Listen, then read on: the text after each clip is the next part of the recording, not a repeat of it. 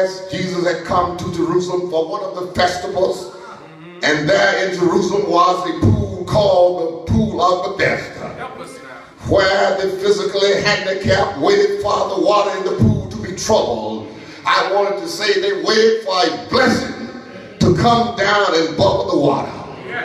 So some people claim that something else happened, that an angel went down and troubled the water.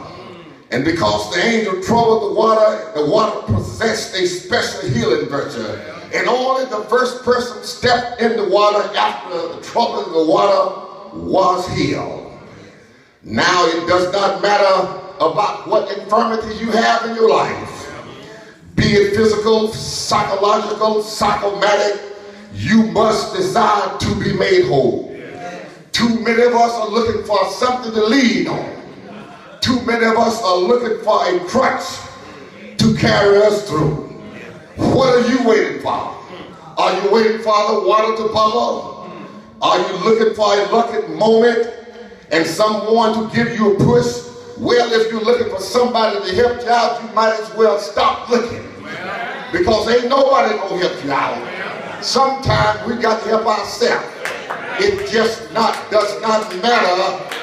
It does not matter because it's not in our human nature to help like we ought to help.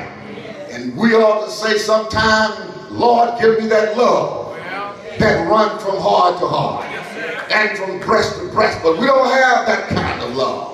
So if you're looking for somebody to pick you up, then look no more, because ain't nobody gonna pick you up.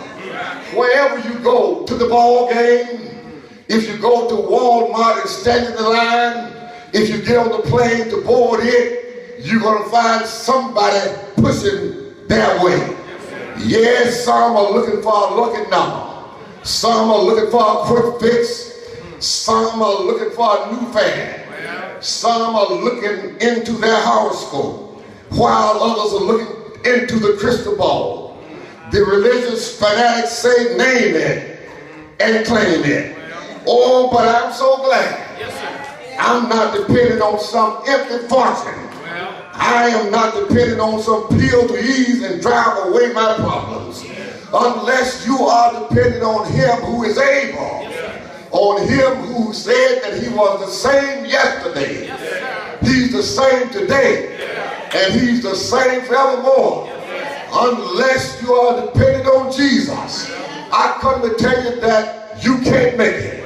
But I want to let you know that Jesus, he still comes by the pool. That's why we can say that he's a rock. Oh yes, in a weary land. That he's water in dry places. When the Israelites were out there in the wilderness, they ran out of food. But God rained down manna from above. And the old folk picked it up and they say, he's my bread in a starving land. He's a doctor when you get sick. He's a lawyer in the courtroom. I've come to tell you he's a bridge over troubled water. Every now and then I look back and see what God has done in my life, how he has made ways for me. And I've declared that it must be a God somewhere. Oh yes, this man had come down to the pool. He had been coming 38 years. And 38 years is a long time to be waiting on the God that we serve. But he must believe there's a God somewhere. You've got to hope anyway and believe that God is going to bring you through. Somebody say, weeping may endure for a night, but I'm so glad that joy comes in the morning. You got to stay on your knees long enough. When you have exhausted yourself, you have nowhere to turn. You have done everything you know how to do. But the God we serve, he will not give up on you. He said, I'll never leave you or forsake you. I'll walk with you in the evening time. I'll walk with you at midnight. Oh yes, when he walks with you, he will talk with you. He will lead you through the valley and the shadows of death. And God will bring you out Because when God comes, you are in the right place at the right time.